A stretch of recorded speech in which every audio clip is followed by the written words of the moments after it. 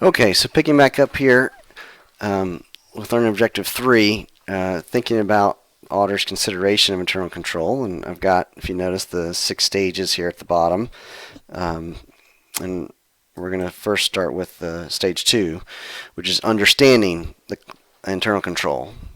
And so what are we trying to do here? One, we're trying to think about what kind of potential misstatements we might have, right? So we're going to understand the internal control system of the firm, thinking about what could go wrong.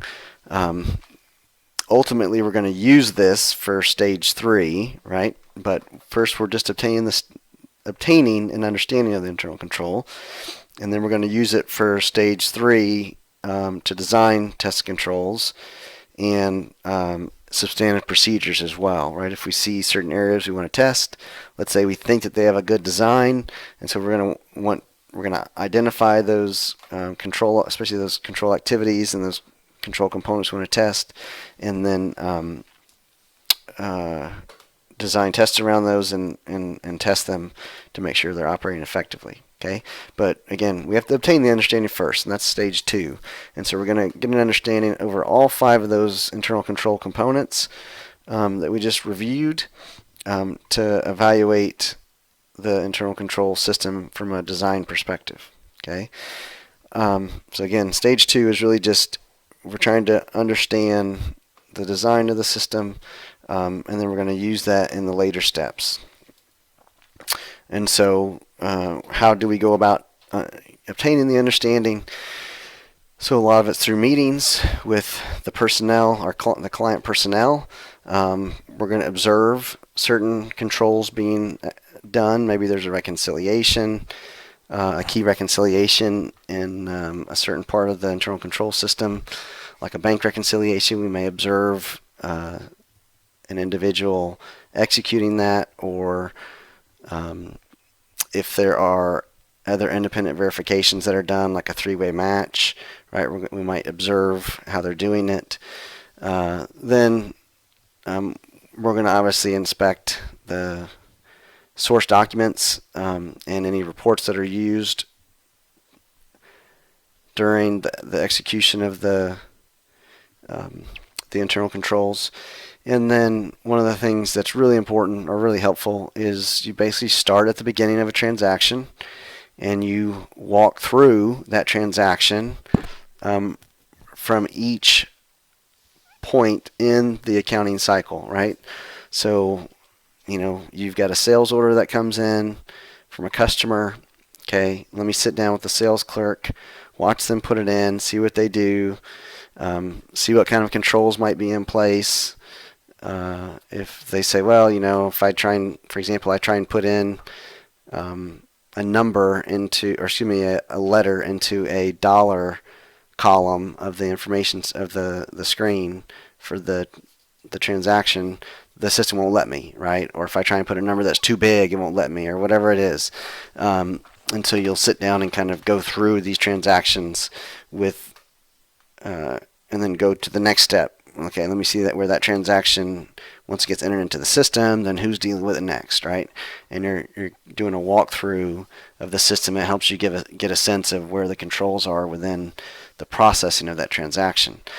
And you can look to see if there's past operating effectiveness, but ultimately you're going to do your own testing of operating effectiveness later if you decide that the control is designed well and you want to rely on it.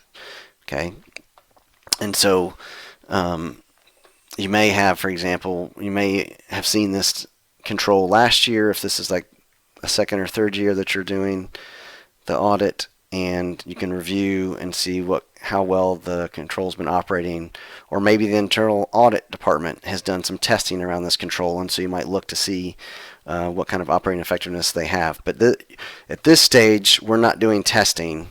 We're just trying to obtaining the understanding. And then we need to document it. And so how can we document it? There are standard questionnaires that you might use to kind of ask questions in terms of a given transaction, like who's going to enter the sales order, what system do they use, how many individuals with that are in this role can actually enter in the information. Does it have to be approved? There's some standard questionnaires that could help there. A very common one are narratives that auditors have to or can use to document it. So the firms have to document internal controls, but also the auditors have to as well. And so it could be that the firm has some documentation you can use as the auditor and then kind of change some things or narrow it down or focus on the areas you want to focus on to create a memo that basically describes the transaction.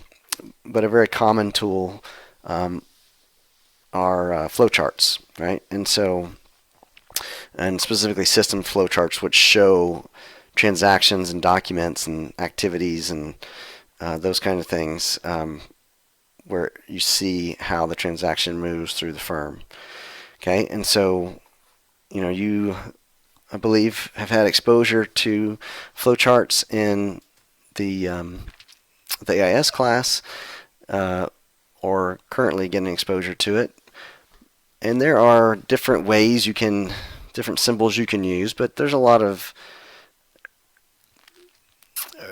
commonality among the different systems of symbols that you can use. This one is from this set is from the book, where you can have documents, you can have displays, like that would be like a computer screen where you can see information, right?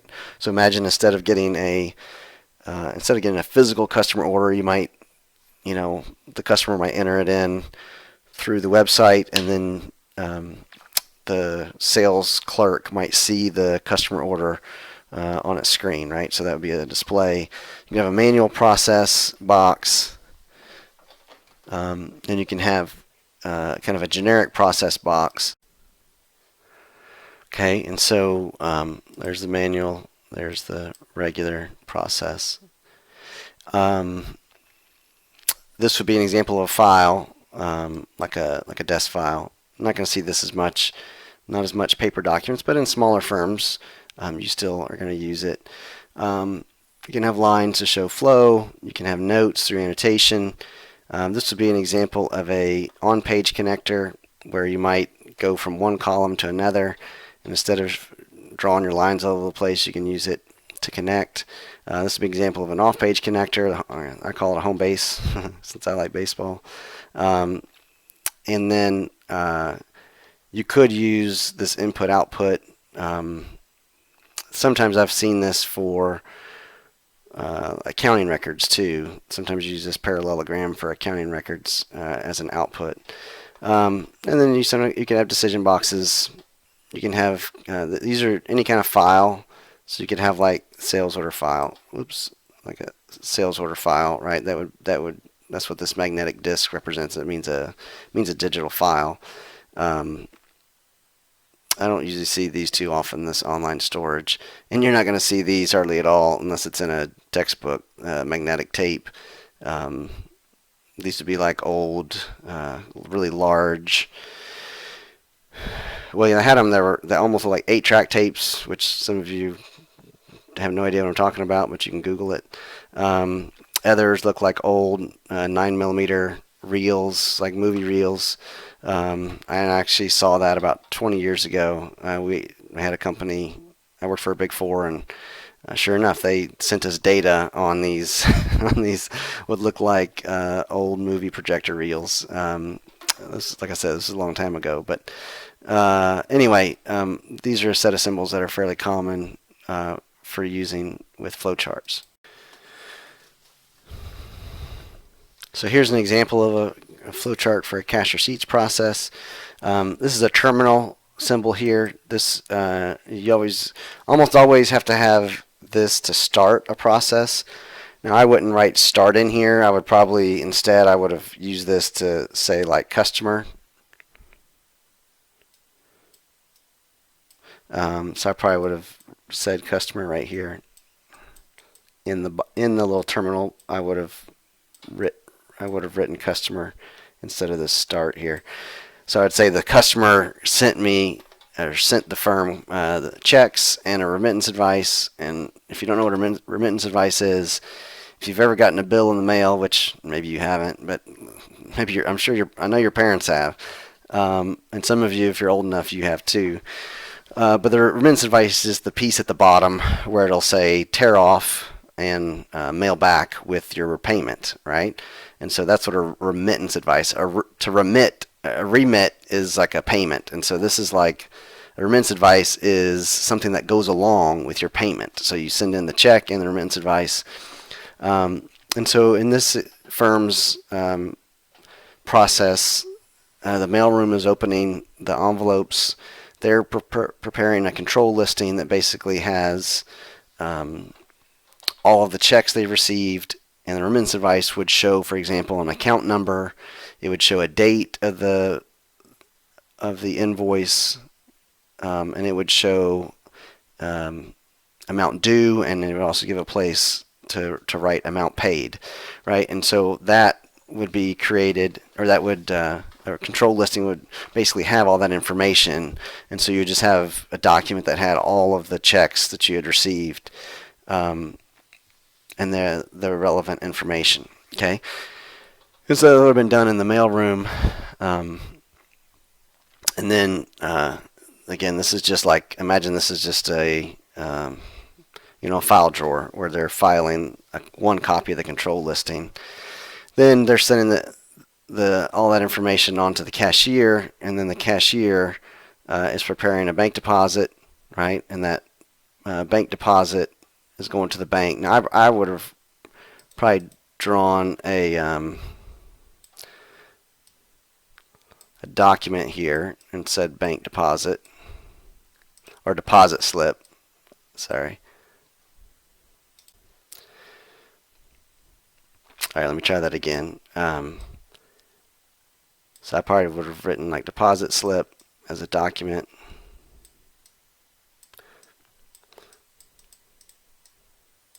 Right, and that's what's actually going to go to the bank. Okay, because as it's drawn, it doesn't really have anything going to the bank. It's just an action. That's a process box, and so you need something that's going to go to the bank, and so a deposit slip would go with the checks, and so I would draw another one there and put checks in there.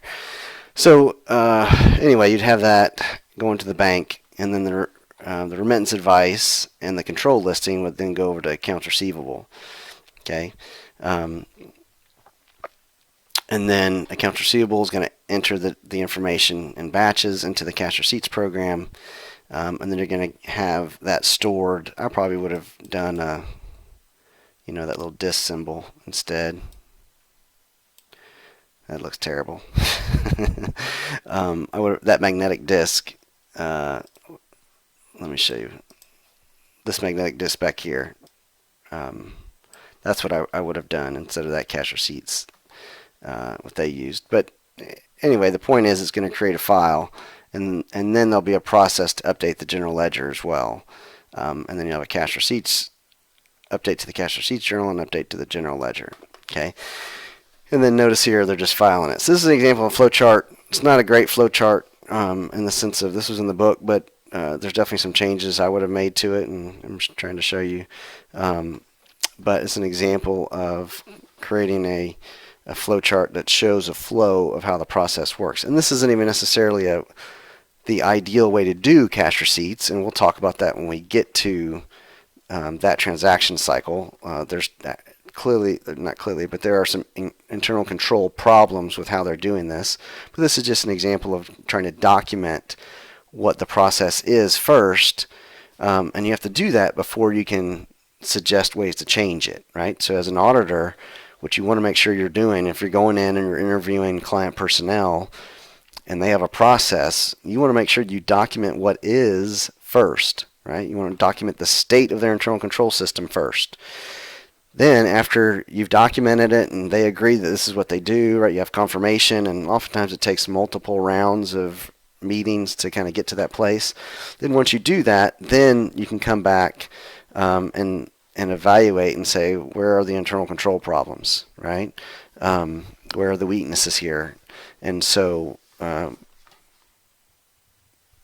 oftentimes in my experience with students, students want to take a process and correct it as they're drawing the original flowchart.